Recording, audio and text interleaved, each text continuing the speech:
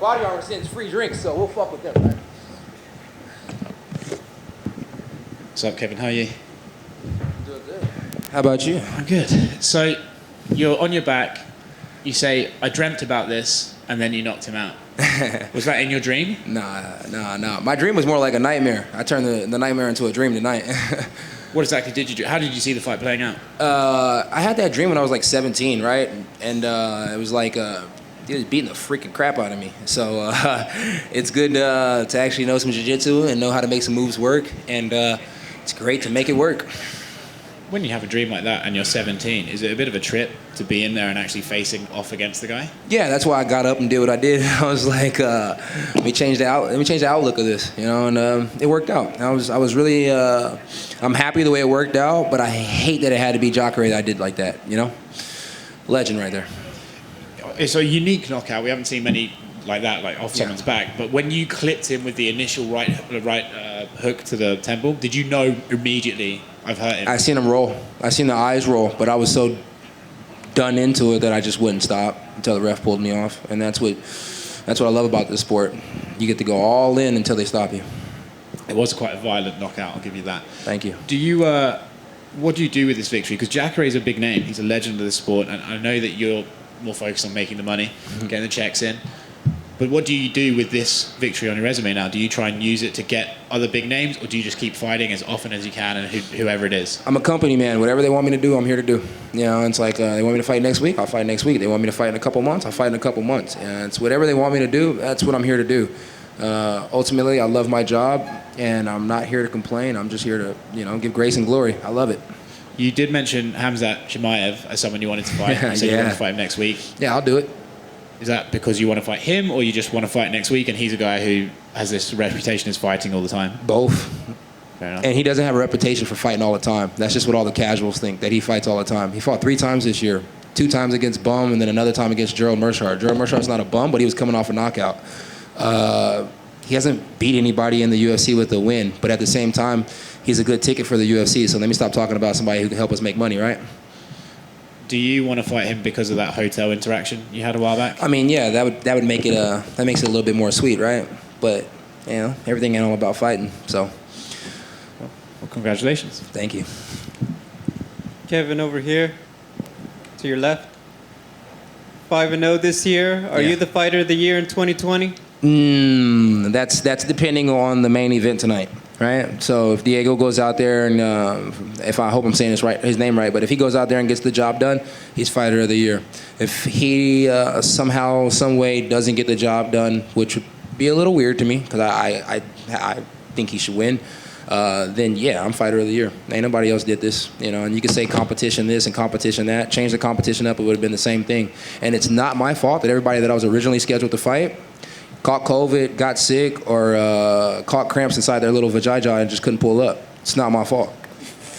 When you look back on your year, I mean, what stands out to you the most? Because let's be honest, it wasn't just you showed up, like you said, a lot of stuff knocking out Buckley. The things that stands up the most is knocking out Buckley and then watching him do the fight after. You know, it's like I birthed him into the game, and then to see him do that after, I am so proud of Mijo. You know, it's like you couldn't ask for a better son. You know, it's like, unless you're talking about my actual son, then he shits on everybody. A lot of fighters are obviously in great shape, yourself included. A lot of people want to stay active, but that's a lot of fights. That's a lot of training in 7 months. I mean, how do you avoid burnout? Because it has to be a real thing you got to be concerned about to perform your best. We were burnt out before the Jack Hermanson fight, which was crazy. So them saying I had COVID and not letting me fight that week probably was a blessing. Taking a couple days off, I think it worked out for me, the corner, and everybody involved into this fight game. So, yeah, you get burnt out, but burnt out's not physical. I'm 28 years old. Burnt out's mental. You know, it's like as long as I can get a quick little wake-up call that oh, damn, I wasn't going to be able to fight, then I get a wake-up call and I'm like, oh, shit, I wanted to fight. Let me fix my mental. You know, and it's like it's all about right here. When you stay good right here, you got nothing to worry about. You know, your body can take a lot of damage, whether you believe it or not. You win a performance bonus. What are you buying for your car? I already bought the Serpentine system. I bought everything I pretty much needed for the car before I got here. I was confident in my abilities.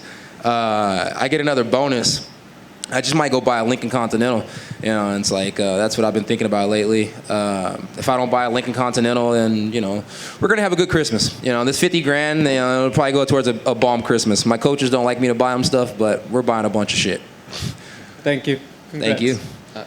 In May, after you won, you were talking about possibly fighting Mickey Gall, and you're saying like submission games and grappling isn't really my thing, or it was one of your weaknesses. I think you said, if I told you then that in December you would have knocked out Jacare like you did, what would you have said? I would have told you, yeah, I believe you. I say a lot, but don't believe everything I say. You know, you want to know the truth, come have a real conversation with me. I'll give you the truth. I'll do anything to sell a fight. You know, and it's like I love selling a fight. But I don't lie. I mean, I guess you could say throughout my career, the weakest points have been I have got submitted twice, right? It's the only way I've been finished is submission. And then I've lost a couple of decisions that were pretty close, except for the Thiago Santos fight. He beat the shit out of me. So, yeah, it would have been a good fight with Mickey on that time. You know, now if Mickey wants to fight, I've been training a lot harder than I used to, I'd kill Mickey. And then this is now you've gone 5-0 in 2020. You're the third fighter in UFC history to do that. But Roger Huerta and Neil Magny, their first fights when they did it were January and February. Your first fight and win was in May. So how do you compare your run to their run back in the day? You know what? It's been great. You know, I think you compare them all; they're all good. 5-0 in a year is not an easy task. I don't care how many months you have. And UFC, it's not going to be easy because we're all.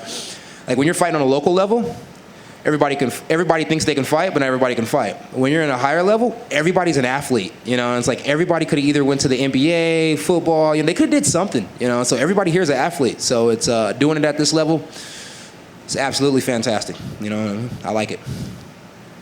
Trailblazer, you got the victory. Yeah. Crocodile Dundee'd him, legendary alligator catcher. What was the conversation like with the boss man, Dana White, because he wanted to talk to you after the victory? It was really cool. He was just giving me some pointers about, he told me how much I made this year. That was fantastic. Told me how hot I was trending right now. That was fantastic. And overall, we just talked about some tennis shoes, so that was fantastic. Got a hell of a boss. Can't ask for a better one. Is the only way to top 2020 and 2021 holding a gold strap?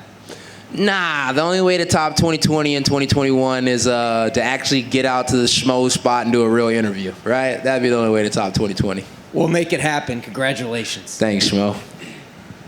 Hey, Kevin. How you doing, mate? How you doing, boss? All good, brother. Before you called out Khamzat with Joe Rogan, you said that your son doesn't want you to say this. Can you tell me a little bit about the conversation you had with your son? Oh, it's just he didn't want me to fight in December because it's Christmas month, you know. And it's like nobody wants me to be black and blue before Christmas, right? Christmas pictures, nice meals, stuff like that. It's a time to be sweet. I'm just not really that sweet of a guy. Yeah, fair enough, man. I know that you said as well that Darren Stewart smells nice, right? But how does the smell of a rematch sound? Because I know that previously... Yeah, look, I went back, and look, I think Darren Stewart is a fantastic dude. I think he's great. I went back and rewatched the fight. Darren Stewart won 2 minutes of that fight. You know, he may have had his moments here and there, but he won 2 minutes of that fight. He won the last 2 minutes of the fight. Props to him. You know, like I said that night that I came here, had that been a longer fight, my body was failing, he probably would have finished me. Props to him. Darren Stewart wants to fight me. I was down to do that right after our fight. How many fights have I had since the Darren Stewart fight? He wants to fight me, he has to go win some fights. But Darren Stewart's not the one asking me to fight again. It's all the fans, you know? So honestly, I think it's a stupid fucking question.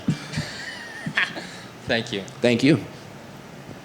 I'm looking forward to how the internet edits that finishing move. You know, a lot of people comparing it to say that looked like a fatality finishing move in the game. But if you could choose, you know, with some of your spectacular finishes, what would be your finishing move in the game? If you had a fatality finishing move, what would be your move? I'd steal Buckley's move. That shit was sick, right? It was pretty sick. Yeah, I'd steal Buckley's move. I'd either steal Buckley's move or I'd have a scissor sweep type takedown with a smashing hammer fist at the end. I think that'd be sick as fuck.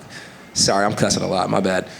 That is pretty dope. When you had that moment and you saw the end near, do you ever get that excitement? Like if you're playing the game and you know when the game would be like finish him.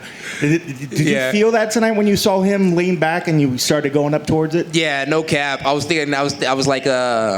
It felt like I was playing the UFC video game at the end, and it was like I was finally beating my boy Austin Powers because he be beating the crap out of me in the video game. So yeah, that felt good. Congrats on the win. Thank you, boss.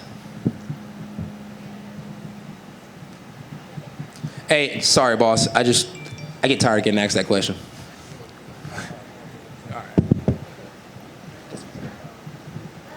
Thank you, guys.